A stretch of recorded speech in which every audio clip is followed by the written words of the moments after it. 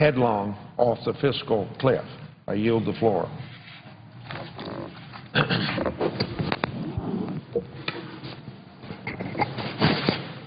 Mr. President.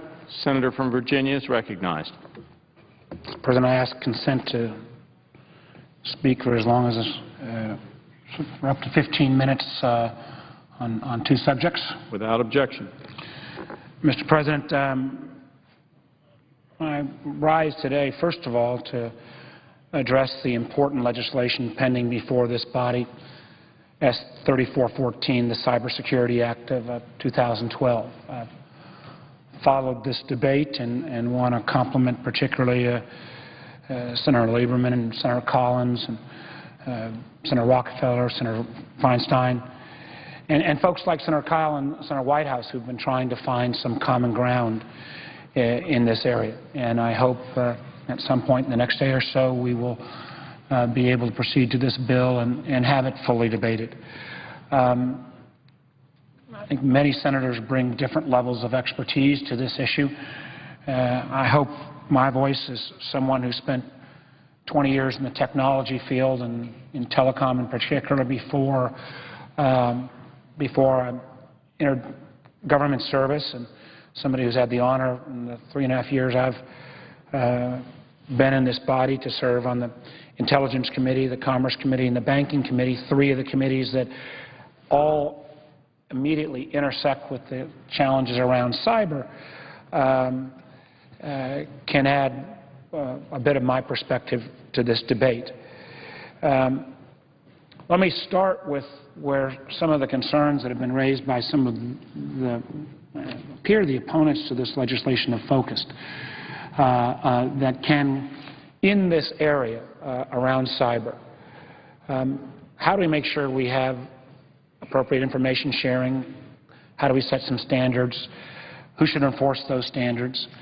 Because I think most all of us and anyone who's looked into this area would recognize it's not a question of when we're going to have a major cyber attack or if we're going to have a major cyber attack. It's only a question of when. Matter of fact, we are already, as has been reported in the press in a number of fashions, attacked daily by foreign agents, criminal elements, hackers that are constantly probing our country's cyber defenses on both the public and private side. And one of my reasons why I think it is so appropriate that we move on this legislation and soon is that I have great fears that when we have a major cyber element or cyber attack, that as in the reaction to that attack, Congress may, as they've done so many times in the past, overreact because we didn't take action before something that we knew was imminent would be taking place. So I do think this piece of legislation, and candidly I could have supported even a stronger piece of legislation, is a great first step in this area. I'm going to come back in a moment to some amendments that I hope to offer to this legislation because to deal with some of the concerns that other members have raised and other folks have raised on this issue. But let's talk about again why we need cyber legislation and why we need it now. Inaction is not a solution.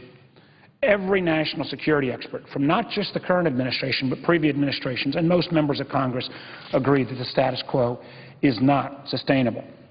Over a 5-month period between October 2011 and February 2012, there were 50,000 cyber attacks on private and government networks. And we're told between 2009 and 2011, attacks on U.S. infrastructure increased by a factor of 17. And as more and more nations and rogue actors get more sophisticated computer and technology knowledge, these numbers are going to exponentially grow. And as the FBI has said, cyber espionage, computer crime, and attacks on critical infrastructure will surpass terrorism as the #1 threat facing the United States. Think how many things we have done appropriately, the previous administration and this administration, in terms of homeland security, to protect our nation against the threat of terrorists. We now have the director of the FBI saying the cyber threat will soon surpass terrorism in terms of a threat to our nation. I know as a former business guy that we are already seeing manifestations of this threat in other areas. Intellectual property theft is one of the most insidious threats we face right now. A former FBI agent who specialized in counterintelligence and computer intrusion was quoted as saying that in most cases companies don't realize they've been burned until years later when a foreign competitor puts out their very same product, only making it at 30% cheaper. We've already lost our manufacturing base in many ways. Are we really prepared by not putting appropriate cyber protections in place to lose our R&D base as well? I know there are some who say, well, cyber is different. Well, cyber is different in certain ways, but in many ways it's similar. Just as we would never have a nuclear facility without guards and a wall and a fence, or I see my good friend, the senator from Louisiana, we would never have power facilities or levees without appropriate protections. How is it that we would not have some level of standards and information sharing of threats that are coming in amongst not only our public sector entities, but our private sector entities as well?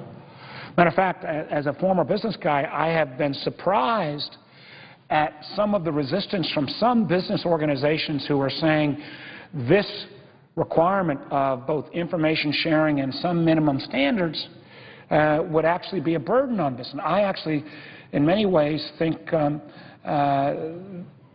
somewhat the opposite, because there are a number of businesses right now that have taken the responsible step, put in place significant cyber protections. And competitors in their industry, because they're not taking those putting those same protections in place, are actually free riders on the system.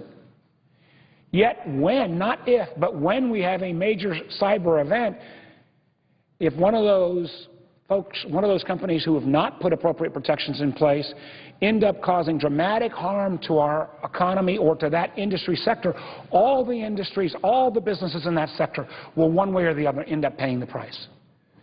Again, one of the reasons why we need both this information sharing and some level of standards.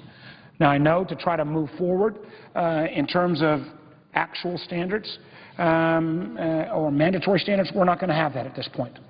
And that we have set up a measure, and again, I want to commend Senator Kyle and Senator Whitehouse for working through what I think is a pretty darn good compromise, where there would be an industry group that would develop, in effect, best practices, because agreeably it is hard for government and with bureaucracy moving so slow to keep up, particularly with something like technology, but would allow an industry group to come up with, in effect, best practices.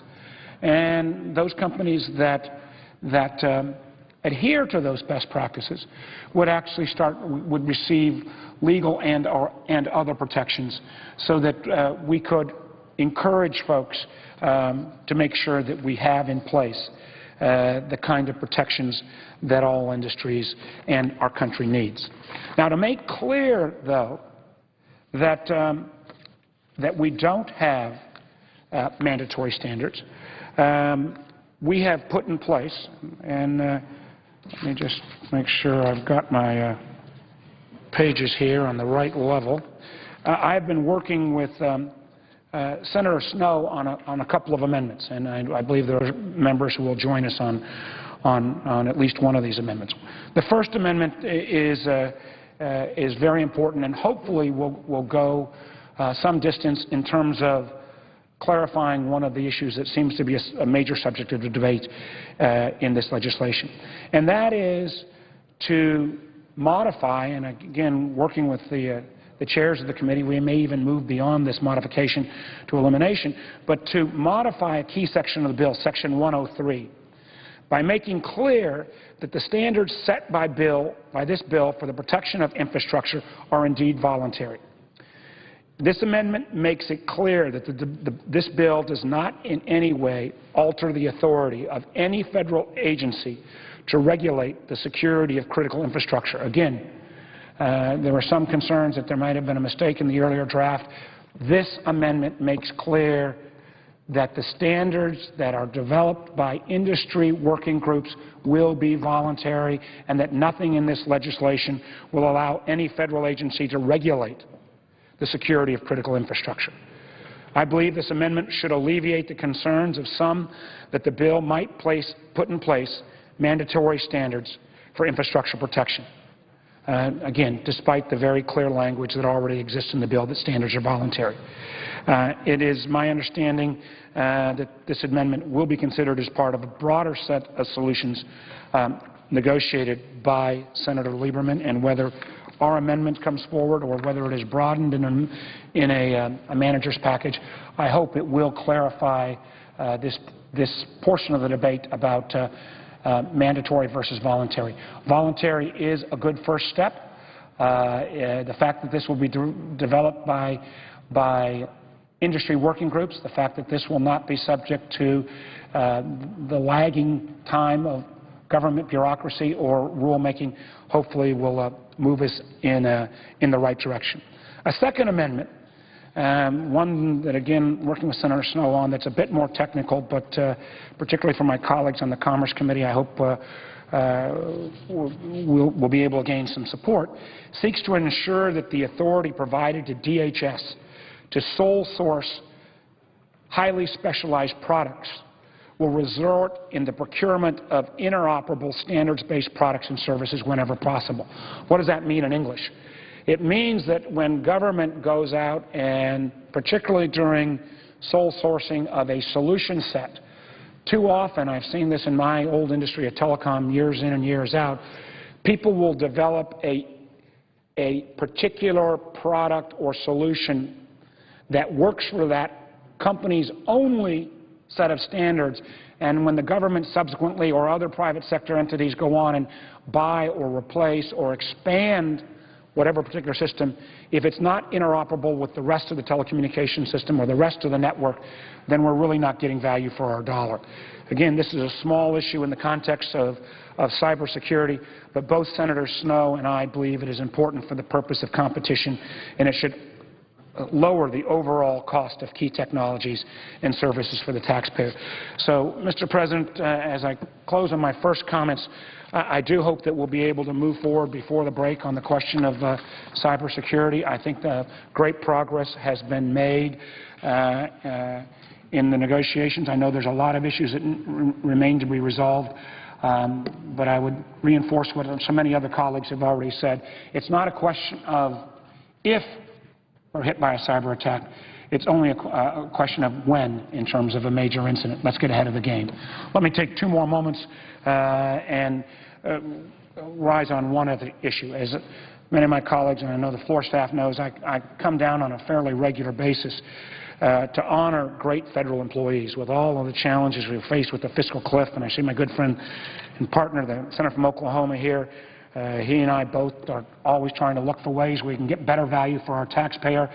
One of the things that we need to do is find ways to reward and recognize the good work of so many federal employees who share that goal of getting better value for the taxpayer. I know the Senator from Oklahoma has particularly worked with the GAO on a number of occasions to find and root out duplication and other issues of where we can save dollars.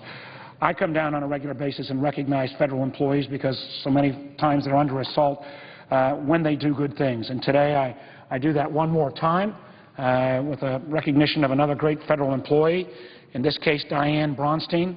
Ms. Bronstein is Associate Commissioner for the Office of International Programs with the Social Security Administration. She has overseen the creation of the Compassionate Allowance Program, which has allowed thousands of seriously ill Americans to gain quick approval for much-needed Social Security disability benefits in a matter of days or weeks rather than months or years, although in this area of Social Security disability we need to make sure that only the appropriate beneficiaries are receiving those funds. For years, the Social Security Disability Insurance Program has faced backlogs and delays in processing claims. In 2011, there were on average 700,000 pending cases. We need to do a better job of evaluating and weeding out some of those cases. Couple this with what used to be a lack of caseworker knowledge on rare illnesses, and the result was a number of applications with rare illnesses being incorrectly denied federal benefits. They then had to face an appeals process which took years to complete. Beginning in 2008, Ms. Bronstein partnered with patient advocacy groups and NIH to come up with a list of 25 cancers and 25 rare diseases that would automatically qualify an applicant to receive benefits. To further improve the speed and efficiency and cost-effectiveness of this process, an easy-to-use reference guide and training programs were put together to aid caseworkers. According to Social Security Commissioner Michael Estru, when Ms. Bronstein began work on compassionate allowances, some Americans were waiting 2 to 4 years for a decision. Now, with these most devastating disabilities, get approved for benefits in a matter of days. In 2010, the program was able to assist an estimated 45,000 people and 65,000 people in 2011. I hope my colleagues will join me in honoring Ms. Bronstein for her innovation and excellent work she has done, as well as her commitment to public service. Again, we are going to have some hard choices to make beyond the question of cybersecurity, but as we approach this fiscal cliff, there will be asked more of all Americans. There will be asked more of our federal employees. We are going to have to continue to find ways to ratchet out those programs that are duplicative, those areas where we're not getting value for our dollar. And again, I know this is an issue of concern to the Senator from Louisiana and the Senator from Oklahoma, but when we do find initiatives that work and we do find federal employees who are helping us provide value, particularly for those in need at a good price, they deserve this recognition. With that, Mr. President, I yield the floor. Mr. President. Senator from Louisiana. I'd like unanimous consent to speak up to about 7 minutes about an unrelated matter. Without objection, the senator is recognized. Thank you, Mr. President. First, let me say before I start speaking about the purpose, I want to thank Senator Warner for his leadership, the senator from Virginia who has many federal employees, many defense contractors in Virginia, and as the senator from Virginia recognizes the great threat to our nation today in cyber security, and the fact, Senator knows very well that there are literally thousands of attacks taking place as we speak. That is why, as we get ready to go back to our states for the August recess and visit with constituents, we are pressing very hard for a positive vote to move forward on the debate to fashion a cybersecurity bill for our nation. So I thank the senator for his leadership and, of course, the tremendous federal employees that do get beat up all the time, but in fact do remarkable work for our nation and for the world. So I thank the senator from Virginia. I wanted to come to the floor, Mr. President, to speak about a bill that I have the pleasure of helping to lead with several of my colleagues, particularly Senator Grassley, who has been my longstanding partner and wonderful co-chair of the Foster Care Caucus. There are any number of us, Republicans and Democrats, who have our eyes on and our hearts connected to the over 500,000 children that are technically being raised by the government. Now, the government does many things well. Raising children isn't one of them. And so it's our responsibility when we enter into or respond to a case of abuse, gross abuse, or neglect, gross neglect, that we respond appropriately by removing children from homes, unfortunately, being tortured at times by their own parents, which is inconceivable to me and to many, but unfortunately happens. Remove children, hopefully that is temporary until the situation at home can be addressed with community services, faith-based services and support where the children can be reunited to parents who have been healed possibly of their situation. That is not always the case, and we work as quickly as we can to find responsible and able relatives to take in the child, willing and able relatives, the law says, to take in the child with sibling groups intact. And if that's not possible, Mr. President, then we seek to find a family in the community that will adopt these children. And the wonderful thing that I want to say, or the thing I want to say about these wonderful children is, while their families, Mr. President, may be broken, Families may disintegrate for all sorts of reasons: mental health, drug abuse, uncontrollable violence, criminal activity that disintegrates a family, and children are most certainly affected. But these children, in many instances, aren't broken. Their families are broken. And if these children at ages of 0 to 1 or 2 or 3 or 9 or 12 or 15 could be given an opportunity to be adopted into the loving arms of a stable family that will raise that child or children as their own, or to be reunified with loving family members, is ideal. As I said, governments do many things well. Raising children isn't one of them. Human beings raise other human beings, and we need to do a better job of placing our children in quality, temporary foster homes and then finding permanent loving homes. We have this crazy notion in America and around the world that children are grown when they're 18, and so we put all their belongings in a plastic bag and we say goodbye to them, and please forget my cell phone number because you've aged out of the system. Several of us have been working for years, Senator Chafee for one, former senator, to create more permanent opportunities for extended independent living. And while I support that, and it's much better than putting their things in a bag, you know, their few little items after 18 years and sending them on their way, we now can extend that help to their 21. But what we really need to be doing is finding families for these children. I'm 57 and I still need my family. I still talk to my mother and father almost every day. I was with my family this weekend. They will be with me and have been with me for every important moment of my life. When did somebody get a notion that children don't need a family after they're 18? It's a silly notion, and it's not even true.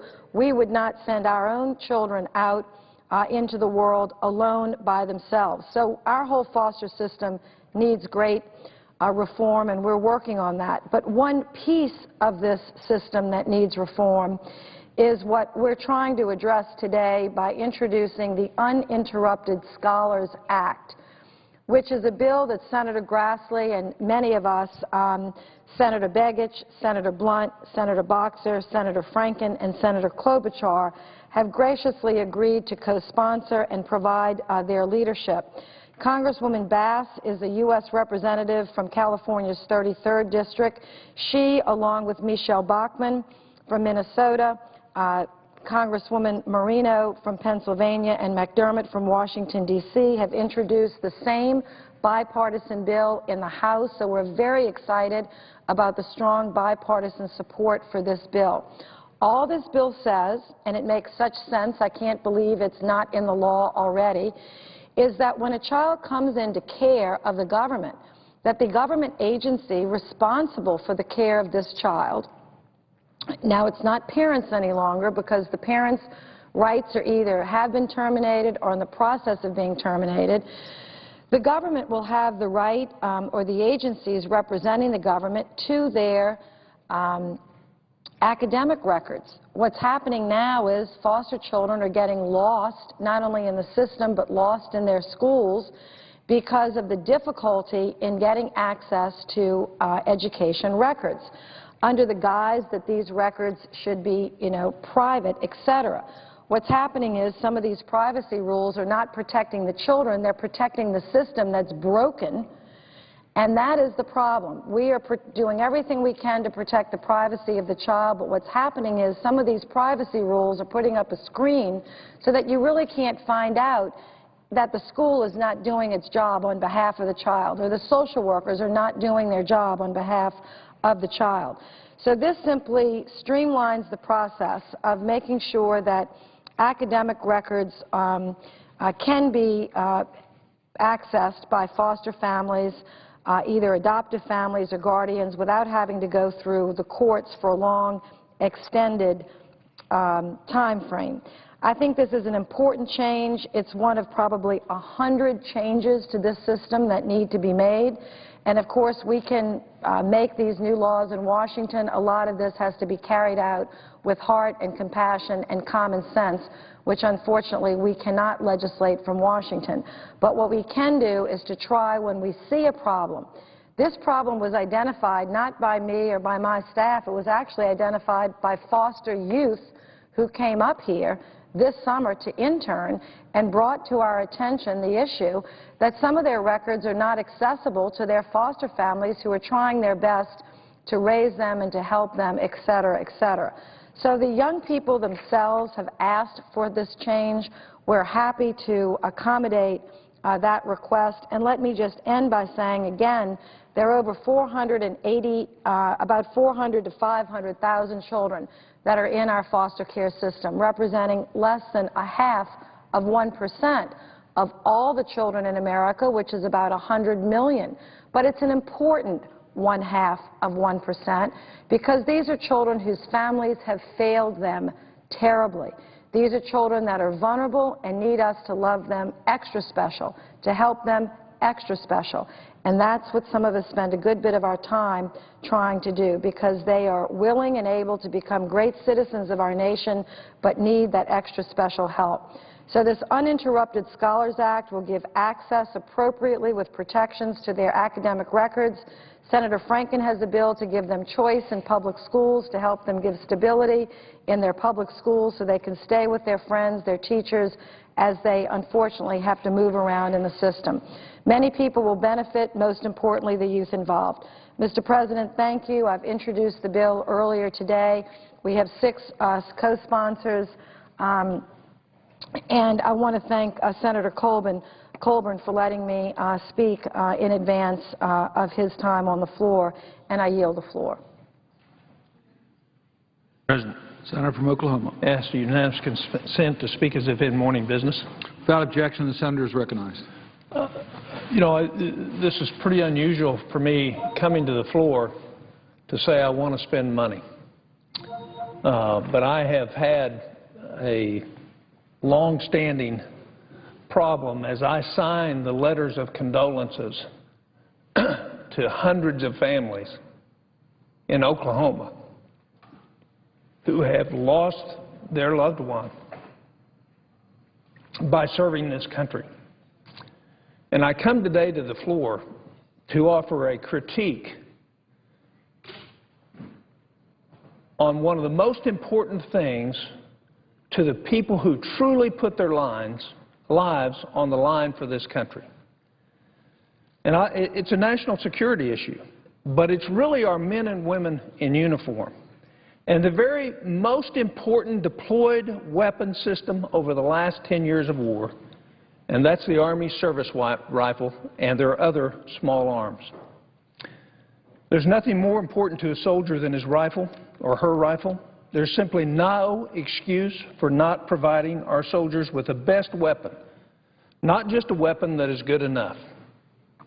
And as I go through this, I'm going to give you a history of what the military has done, or rather basically what they've not done, in terms of having available for our soldiers a weapon that is capable of giving them the best possible chance when they serve our country. You know, over the last few years, we've spent $8,000 per soldier on new radios. But we still are using a weapon that's 25 years old when it comes to their M4. And I first got involved in this when I got emails. I gave many in the Oklahoma National Guard who served multiple tours with lots of life lost in Iraq and Afghanistan. And I gave those soldiers my personal email, and I said, if you're having a problem over there, email me. So when I started hearing about the malfunction, the lack of effectiveness of the M4 for the Oklahomans that were over there, that's the same weapon that the career Army has.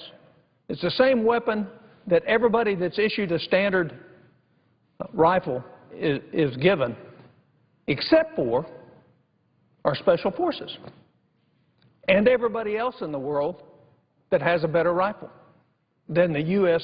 soldier on the ground fighting on our behalf. I've noted before in the congressional record that I have lifted my objection to Ms. Heidi Shue to be the Assistant Secretary of the Army for Acquisitions.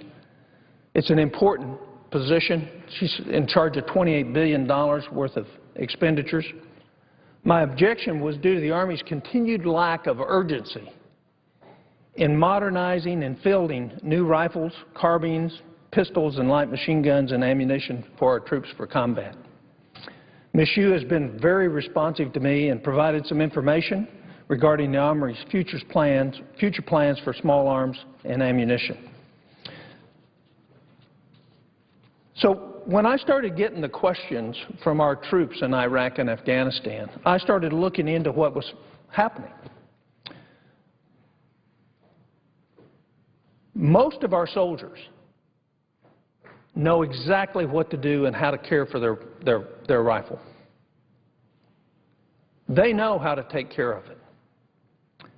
So we looked into the issue, and what we found that there were several studies that raised questions about the reliability of the M4 rifle and whether there was a better weapon out there for our troops.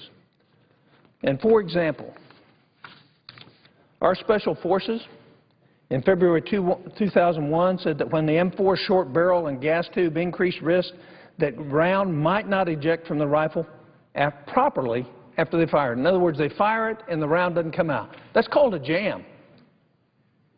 And when you're having bullets coming at you and your rifle's jamming, so what we did was we set up a test and the Army wouldn't do it, so I held Secretary of the Army Pete Guerin's position. And we talked, and he assured me that we would have a new competition for a new rifle for our troops. That was 2007. Here we are 6 years later, and the Army's now telling us we're going to have a new competition in 2014. But in the meantime, we had a test done against our soldiers' rifle and everybody else's in the world in terms of a dust test. And we came in last. So we're sending our troops to defend us and fight for a cause that we have put blood, sweat, tears, and $1 trillion into, and we're sending them with one that doesn't work the best. And my question to the Army today is why? I can tell you why. Because the guys that are responsible for making the decision on purchasing the rifles are not the guys that are out there on the line. Because if they were, we would have already had this competition and our servicemen and women would be getting new rifles.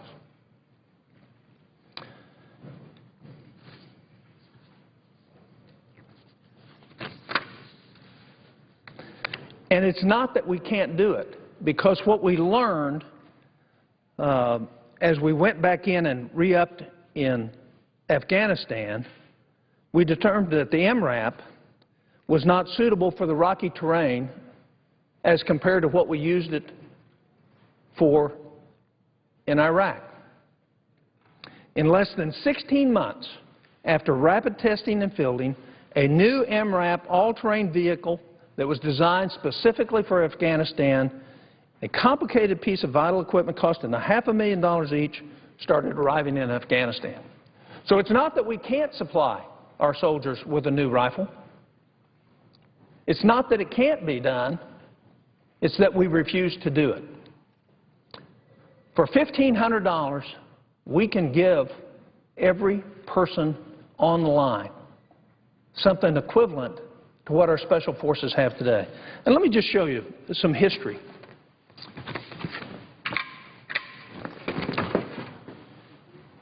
The average age of our troops' rifle is 26 years.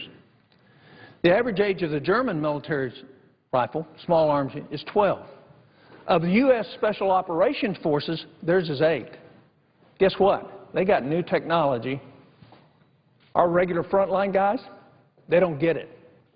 They can't have it. Costs the same, but they can't have it because it's not a priority for the leadership in the Army to give the most deployed piece of equipment our troops need that defends them, protects them, and gives them the ability to come home alive.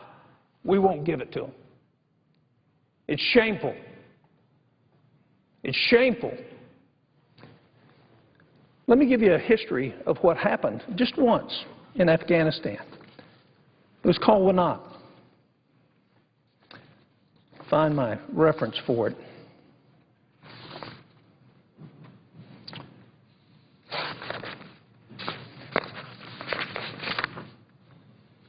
On July 13, 2008, in the Battle of Wanat in Afghanistan, 200 Taliban troops attacked U.S. troops at a remote outpost in eastern Afghanistan. The Taliban were able to break through our lines, entered the main base before eventually being repelled by artillery and aircraft. What is notable about the battle was the perceived performance of the soldiers of their small arms weapons in the initial part of the battle. Here's some quotes. "My M4 quit firing and would no longer charge when I tried to correct the malfunction. Wouldn't work.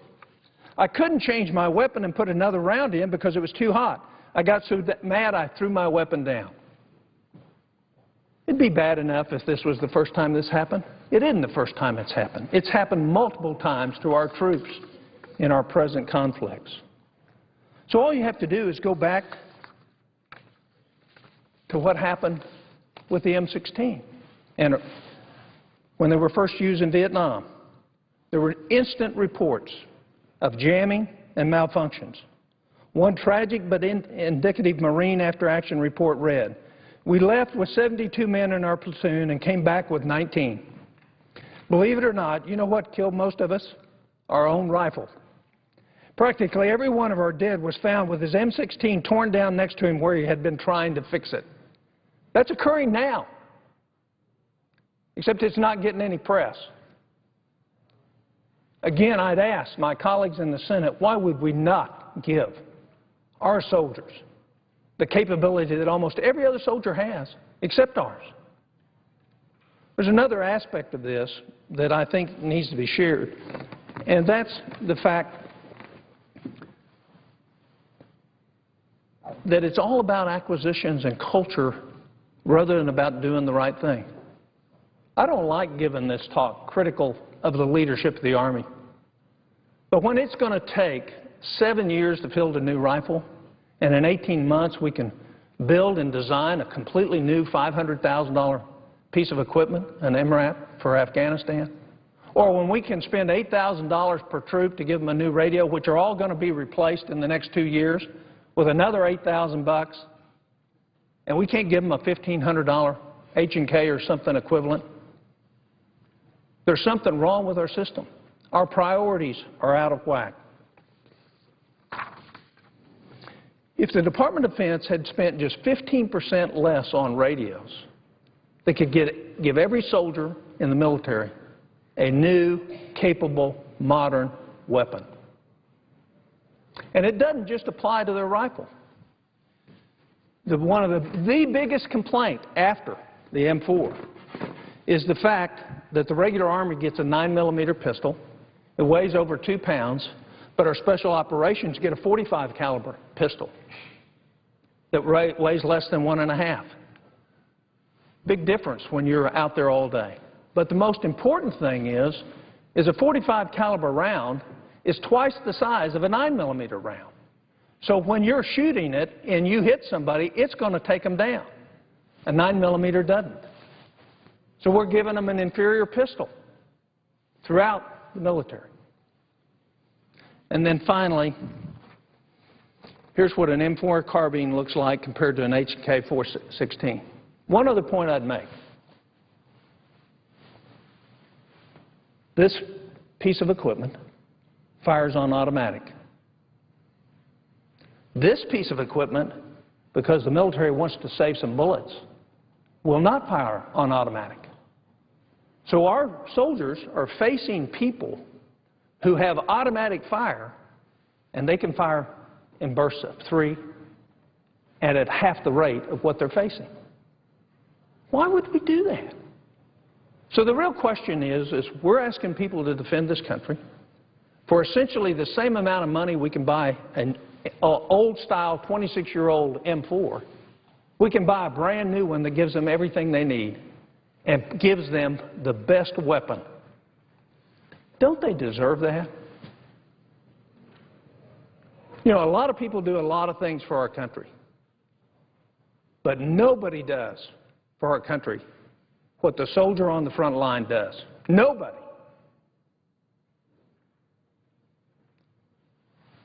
This is a moral question, Mr. Secretary of the Army. This is a moral question. Get the rifle competition going.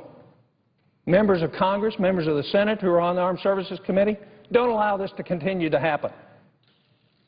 Do not allow this to continue to happen. There is no excuse for it. We should be embarrassed. We should be ashamed. Because what we're really doing is sending our troops into harm's way with less than the best that we can provide with them. Mr. President, I yield the floor.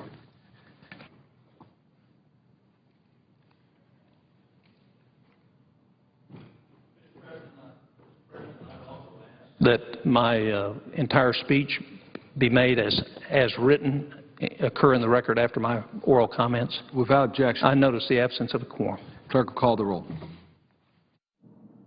Mr. Akaka.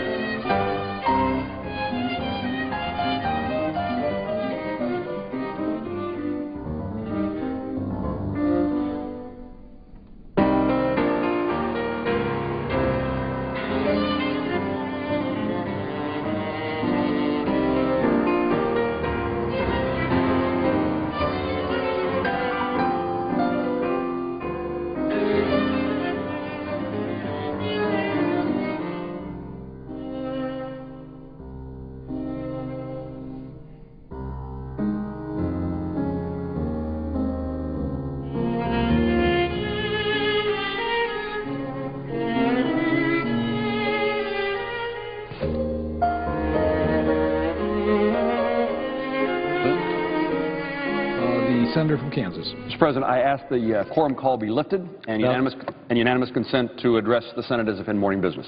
Without objection, the senator is recognized. Mr. President, thank you. Back home in Kansas, we're spending our time down on our knees and then looking up to the sky. We're praying and hoping for rain. Our state, along with much of the country, is in a very serious drought. Crops are dying, cattle are hungry and are being sold off, and water is in scarce supply. Every county in Kansas, all 105, have now been declared disaster counties. Half of the continental United States is in the worst drought since 1956, and the situation is expected only to get worse. In this photograph, my friend Ken Grecian from Palco, Kansas, it's a little town in northwest Kansas, is pictured here with dry grass and hungry cattle. Over the past few weeks, Ken has had to reduce his herd at lower prices than before because there's just not enough feed to feed the cattle. Ken, like many producers, have been diligently building their herds of cattle over many years and are now seeing those cattle sold due to the drought, undermining their efforts year after year to develop a herd. Paul and Tommy Westfall from Haven, Kansas, just a little bit north and west of Wichita, and their two daughters, Jenna and Regan, are pictured here standing next to their failed crops. South Central Kansas has been hard hit this year by the drought. The corn on the right never got above chest high and dried up months before it was time to harvest. Paul swathed and soon will bale his failed beans in the left of the photo and try to save some of that for feed for cattle this winter. Hard times are there, and they're not over. The U.S. has a long history of drought and recovery. From the Dust Bowl to today, we have faced periods of drought. In the 30s, we were often called the worst of hard times. Don Hartwell, a farmer on the Kansas and Nebraska border, captured how hard it was when he wrote in his diary on May the 21st, 1936. He wrote this: 15 years ago, the Republican river bottom was a vast expanse of alfalfa and cornfields. Now it's practically a desert of wasted, shifting sand, washed-out ditches, cockleburs, and devastation. I doubt very much if it ever can be reclaimed. A few weeks later, he wrote in his diary, I wonder where I will be a year from now. In the 1930s, folks were faced with severe drought, which resulted in the Dust Bowl. People were forced to abandon their farms and ranches and to give up the only way of life they knew. Crops, livestock, and livelihoods vanished with the dust. They were unimaginable times. Thankfully, those unimaginable times passed, and the rains came, and the Republican river bottom was reclaimed. This happened with the help of the good Lord and by individual efforts by those who refused to give in to those bad times, to give in to nature. If you look at the drought now and compare it to that of the 1930s, you'll notice a huge difference. There is no Dust Bowl. The programs and conservation management tools that were used have worked.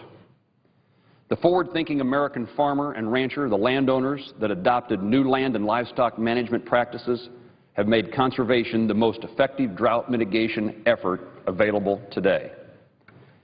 But conservation programs are in danger. While many conservation practices can be planned and executed by individual farmers and ranchers, certain programs administered by the Department of Agriculture deserve our attention so that these important initiatives do not expire on September the 30th. In just about 60 days, farm programs will expire, and that means more uncertainty, compounding an already disastrous drought situation. Right now, farmers and ranchers are wondering the same thing Don Hartwell wondered in 1936. Where am I going to be a year from now? As Congress debates the future of domestic agricultural policy, it is critical that risk mitigation tools are included for farmers and ranchers. Most important among these tools is crop insurance. With the absence of direct payments in both the House and Senate versions of a new farm bill, crop insurance is and will remain the last protective tool available to those producers.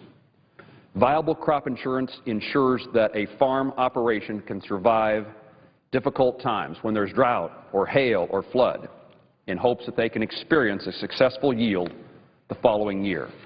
Farmers always have hope. Tough times now, come back next year. But crop insurance, as valuable it is, does not cover all the problems that agricultural producers face, and particularly livestock producers are not generally eligible for crop insurance coverage. These producers require risk mitigation and safety net just like producers covered by crop insurance. Disaster programs for livestock along with crop insurance for cultivation agriculture give producers the security they need to plan and invest for the future. Currently, ranchers and cattlemen are left with few disaster programs. The 2008 Farm Bill disaster programs expired this year, leaving producers across our drought-stricken country with less protection from Mother Nature. These programs are an important safety net for farmers and ranchers like Ken and Paul deserve to know what the future of these programs will be. We shouldn't expect producers to go plant crops or to buy and sell livestock if they don't know what the rules are. Putting these programs back in place and ensuring a sound safety net is vital for drought recovery, continued conservation work, and for the affordable food supply for the people of our country. Kansas farmers and ranchers shouldn't have to keep guessing. It's too important to their families, their industry, and their nation for more delay. We must give agriculture producers the long-term certainty and support they deserve. While we wait for Washington, we'll continue to hope and pray. Mr. President, I yield the floor.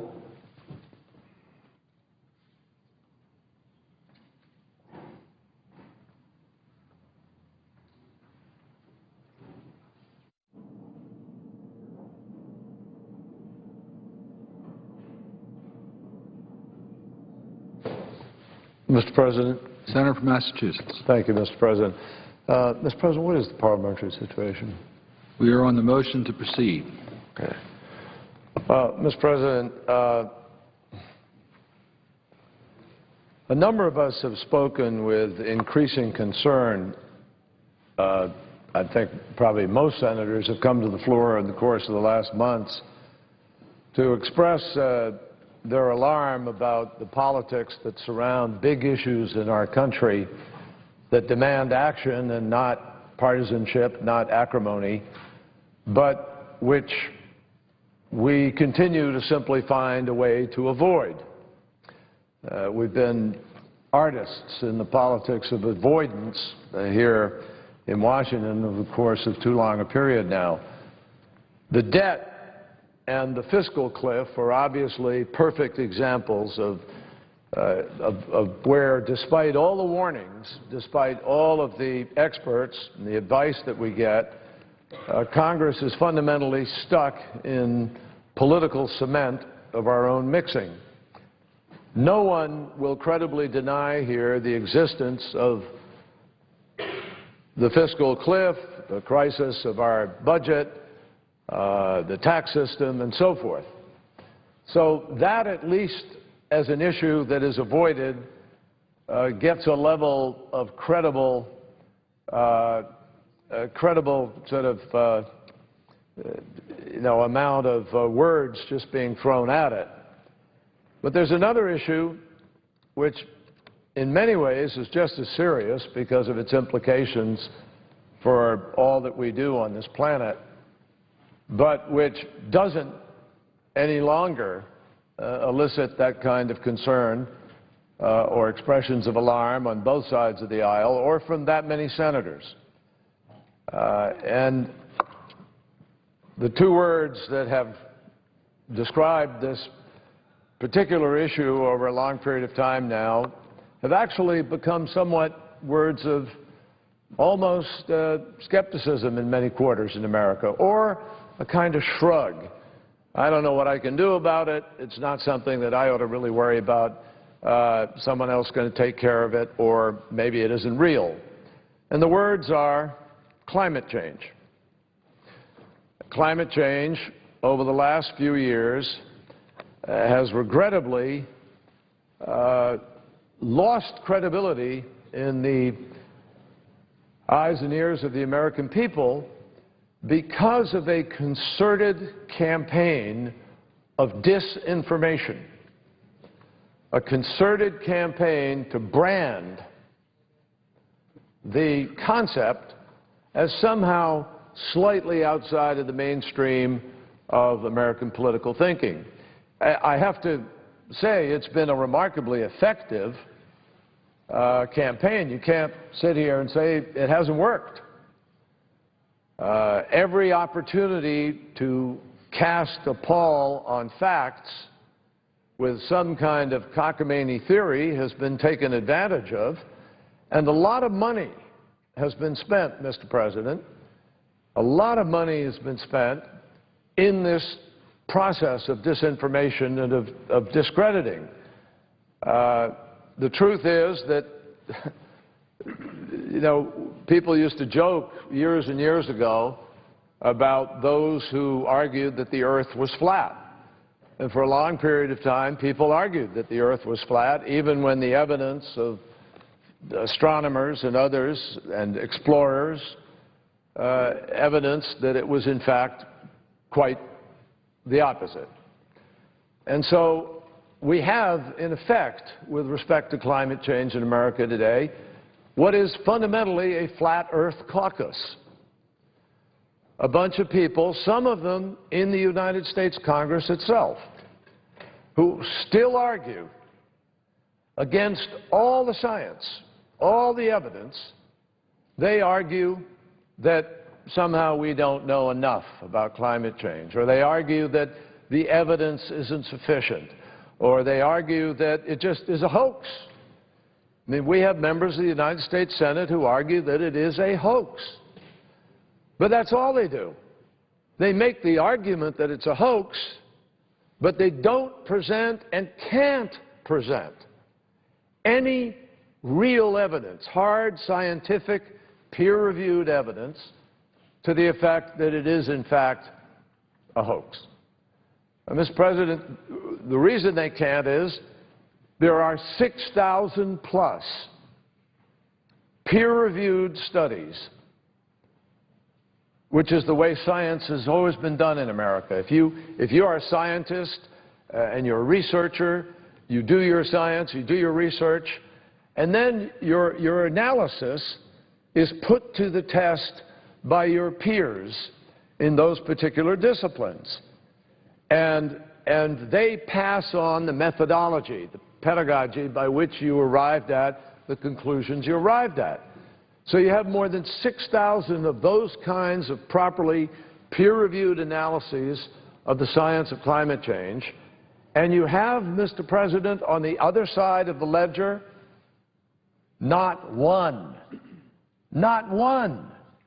zero peer-reviewed analyses that say human beings aren't doing this to the atmosphere and that humans are not contributing or the main cause of what is happening in terms of the warming of the surface of the earth. Now, you know, what's happened is in America, we all know it. We're seeing it in campaigns. Because of Citizens United, you have these unfathomable amounts of money being thrown into the political system, you know, millionaires and billionaires who plunk down millions of dollars, $10 million check at a whack, $20 million. And then what's happening is people buy their facts. They create their facts out of whole cloth. And as we all have been reminded so many times in the last year, certainly, because of this new debate we're having in America, as our colleague that I was privileged to serve with here, Pat Moynihan, reminded us again and again, everyone is entitled to their own opinion in America, but you're not entitled to your own facts. But in fact, in American politics today, that's not true. You are entitled, apparently, because you can go out and buy them. You buy some scientist who you give him some, you know, appropriate amount of funds. He goes out and does a study with a particular conclusion that has to be found, and they produce a whole bunch of hurly-burly to surround it and suggest that those are in fact facts. And the result of this is that over the last year and a half, 2 years, we've had this concerted assault on reason and assault on science. And you know, this isn't the first time in the history of humankind we've been through these things. I mean, Galileo was put on trial for his findings, and as we all know, there have been countless periods of times. I mean, that's why we went through an age of enlightenment, an age of reason, as people challenged these old precepts that weren't based on fact, but just sort of raw belief and or political interest in some cases, or religious interest in some cases. A handful of senators here, Senator Boxer, Senator Whitehouse, Senator Sanders, Senator Lautenberg, the chair, and Senator Franken have recently spoken out about this very process by which an incredibly important, legitimate issue of concern to all Americans, to everybody in the world, is being completely sidelined because of the status quo interests of powerful corporations and other interests in America that just don't want to change, or some of whom find political advantage in somehow buying into the theory, discrediting it. This has not been an issue on which there is a profile of courage by some in the United States Congress who are prepared to stand up and say what they know is true, but what has become far more convenient to avoid. I believe the situation that we face, Mr. President, is as dangerous as any of the sort of real crises that we talk about today. We had a hearing in the Foreign Relations Committee on the subject of Syria, and we all know what's happening with respect to Iran and nuclear weapons and the possibility even of a war. Well, this issue actually is of as significant a level of importance because it affects life itself on the planet, because it affects ecosystems on which the oceans and land depend for the relationship of the warmth of our earth and the amount of moisture that there is and all of the interactions that occur as a consequence of our climate. It involves our health because of policies that we do or don't choose to pursue with respect to pollution in the air. Pollution didn't used to be a question mark in American politics. We fought that fight in the 1970s and 60s. Rachel Carson started this enormous movement for reasonableness when she warned Americans that they were living next to toxic wells and to water that had been polluted by companies that put mercury or other poisons into the earth that went down into the water supply, and people got cancer and people died.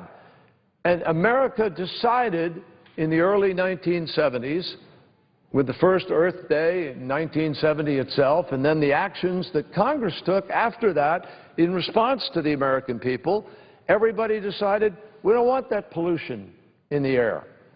We actually passed legislation in 1972 and 3 and 4 that created the EPA. America didn't even have an Environmental Protection Agency until Americans said we want to be protected. And people in Congress responded to that.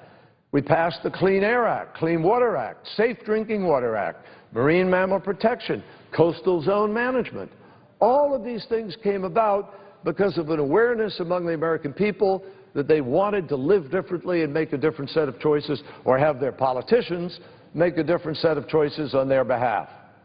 Now suddenly there's an assault on the EPA, on the Clean Air Act.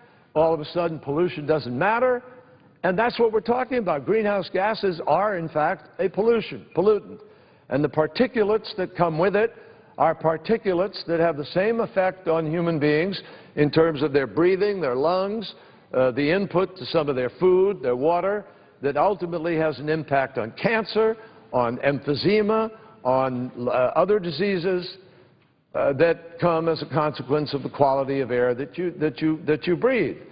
And yet we've got this whole notion now that somehow we've gone too far, that we've done enough, or that the job has been done and we can all go home, when in fact it is exactly the opposite. So with respect to pollution, there are choices here. With respect to health, the single greatest cause of young Americans going to the hospital in the summertime and costing billions of dollars to the American people is environmentally induced asthma. And that environmentally induced asthma comes about as a consequence of the ingredients that go into the air. So all of this is related. In addition, there isn't one person in the United States Senate who doesn't know that we are still more dependent than we want to be. We're better than we were. We've made improvements, but we're still more dependent than we want to be on foreign oil. We could be doing far better and more effectively, Mr. President, with respect to that dependency if we pursued an intelligent energy policy. We still don't have an energy policy after the years we've been talking here in the Senate and elsewhere about doing it. And why is that important to this issue of climate change? Because energy policy is the solution to the problem of climate change. If you have an effective energy policy, then you are dealing not only with your independence issues, but you're dealing with the sources of carbon and other greenhouse gases that are causing the problem today. Now, 20 years ago, this year, Mr. President, I was privileged to go with a senator from New Jersey over there, Senator Lautenberg, Senator John Chafee, Senator Al Gore, Senator Wirth, and others. We went down to Rio, where we took part in the First Earth Summit, which President George Herbert Walker Bush took seriously. To the great credit of President George H.W. Bush, he not only sent a delegation down there, he went down there himself and he spoke about the issue. And he helped to embrace a forward-leaning, I think 160-some nations signed on to an agreement to try to restrain greenhouse gases. That was back in 1990. Incredible, Mr. President, 1992. And here we are 20 years later. We couldn't even get the time for the Senate to send a delegation down there, let alone enough people who thought it was really important and of interest. And the Earth Summit, 20 years later, came and went without any major step forward or progress, and the procrastination continues. And Mr. President, today, I remember the debate when we came back from Kyoto, 1998 or so, and we had a debate in the Senate about whether or not the United States should take part in the Kyoto Treaty, which we now all know is a matter of long history, that we didn't and wouldn't, because it was viewed as being too unilateral. And in fact, everybody had a question mark about, well, what about China? We can't possibly sign up to this because China won't do it, and they'll go racing ahead of us and continue to grow their economy at the expense of the United States. Well, Mr. President, guess what? Today, China is the leading energy producer, clean energy producer in the world. China. The United States of America invented the technologies 50 years ago of solar and wind, renewable energy technologies, turbines, the transmission and so forth, and photovoltaics. Well, about 4 years ago, China had about 9% of the market, 4 years ago. 2 years ago, China had 40% of the market. And today, China has over 70% of the global solar market, and the United States, which invented the technology, doesn't have one company in the top 10 solar panel producers, solar energy producers of the world. And you know what's happening, Mr. President? 95% of what China produces, it exports to other countries, including the United States of America. So here we are. We give up our lead. We don't get the jobs. Everybody's screaming about jobs. The energy market is a $6 trillion market with about 6 billion users. Just to put that in a perspective, the market that created the great wealth of the 1990s in the United States was in fact a $1 trillion market with about 1 billion users, called the technology market. We saw it with personal computers and with the rest of the telephone communications technology of the 1990s. We didn't even have an internet in the United States until about 1995, 96 that began to be commercialized. And in that short span of time, we created more wealth in America than we had ever created at any time in American history. We created 23 million new jobs because we led in that new industry. Here we are today staring at the potential of this extraordinary industry, which is the energy market, and we are just sitting on our heels while other countries take it and run with it and grow their economies, and we're sitting around trying to say, where are the jobs? It's an insult. It's an insult to our intelligence. It's an insult to every American's aspirations about where they'd like to see our country go. And the fact is that not just China, but India, Mexico, Brazil, South Korea, countless other countries are taking greater advantage of this than the United States. And one of the principal reasons that we have trouble getting that market moving is we refuse to put the real price on the price of carbon. Carbon has a price. Everything that we're doing to our country and to our marketplace, to our communities today as a result of pollution is a price we're going to pay. But that price is not subsumed into the price of products, the price of doing business, or anything else, because we just avoid it altogether. So a lot of people continue, unfortunately here, to avoid the science and just not to deal with the reality of what is happening. Well, yesterday, 2 days ago, Mr. President, in the New York Times, there was a very important op-ed that appeared. And it was written by a well-known climate skeptic, Dr. Richard Muller, a professor of physics at the University of California in Berkeley. And he has written many times about how he did not believe that the science was adequate or had produced it. Let me read his words. This is Dr. Muller. Call me a converted skeptic. 3 years ago, I identified problems in the previous climate studies that, in my mind, threw doubt on the very existence of global warming.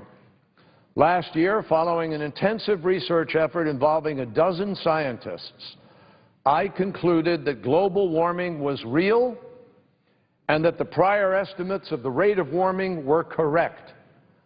I am now going a step further. Humans are almost entirely the cause. That's what this former climate skeptic has said.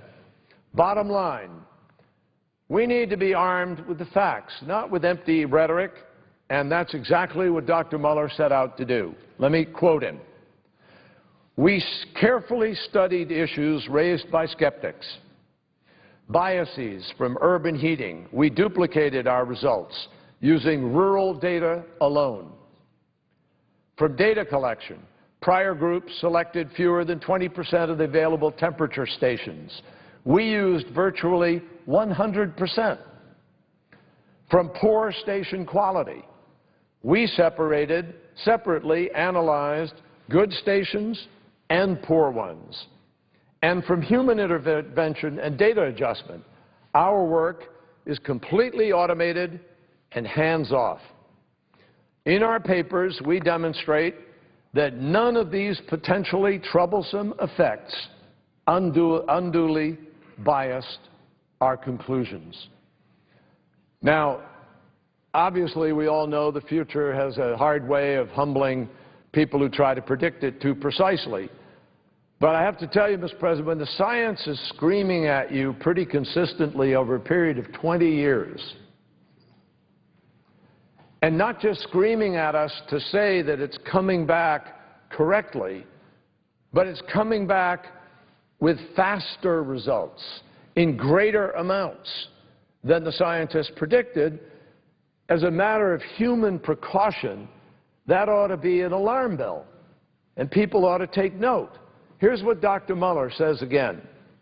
What about the future? As carbon dioxide emissions increase, the temperature should continue to rise. I expect the rate of warming to proceed at a steady pace, about 1.5 degrees over land in the next 50 years, less if the oceans are included. But then he says ominously, but if China continues its rapid economic growth, and I say as a matter of parentheses, who doesn't believe China isn't going to do everything in its power to continue its growth path and do what it's doing? So he says, if China continues its rapid economic growth, it has averaged 10% per year over the last 20 years, and its vast use of coal, it typically adds 1 new gigawatt per month. Then that same warming could take place in less than 20 years. Less than 20 years, folks. In North Carolina recently, state senators actually voted not to do any planning for the potential of sea level rise, even though scientists today tell you the sea level is rising. Ask insurance companies about what they're thinking about their potential exposure and liabilities as you look down the road with respect to the disasters that could come as a consequence of these changes.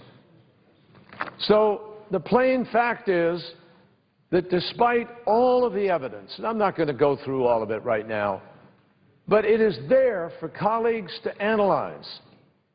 Countless studies of what's happening in terms of movement of forests, literally movement, as it migrates. Species that have left Yellowstone National Park and migrated north. Talk to the park rangers. Talk to the folks in Canada and in Colorado and Montana and places about the millions of acres of pine trees that have been destroyed by the pine bark beetle that now doesn't die off because it doesn't get as cold as it used to. Talk to people in Canada and in the north of the United States who used to skate on ponds that used to freeze over that don't freeze over anymore. I mean, there are hundreds of examples. Talk to the Audubon Society. Ask them about the reports of their members about certain plants and shrubs and trees and things that don't grow in the same places that they used to. There's a 100-mile swath in the United States now where there's been a migration of things that grow and don't grow. This is going to have a profound impact on agriculture in our country as we go forward if it continues. And I just share with my colleagues why that is true beyond any scientific doubt. The first scientist who actually wrote something about global climate change was a Swedish scientist by the name of Arrhenius, and he wrote around the turn of the 19th century, 1890-something. I don't remember the year, but he's the guy who first said there's this relationship to the gases that are trapped in the atmosphere and this thing called the greenhouse effect. And in fact, science has now determined to a certainty, Mr. President, that the reason we can breathe here on Earth today, the reason it's warm enough for us to live, the reason life itself exists on Earth is because there is a greenhouse effect. And it is called a greenhouse effect because it behaves just like a greenhouse. The light comes comes down from the sun at a very direct angle, and on many things on Earth it is reflected, like the ice and snow and off roofs and parking lots and other things. But in the ocean and in certain other dark spots, it's subsumed into that mass. And it goes back much more opaque then it comes down in its directness. And the reason, therefore, for the greenhouse gas is that it doesn't escape.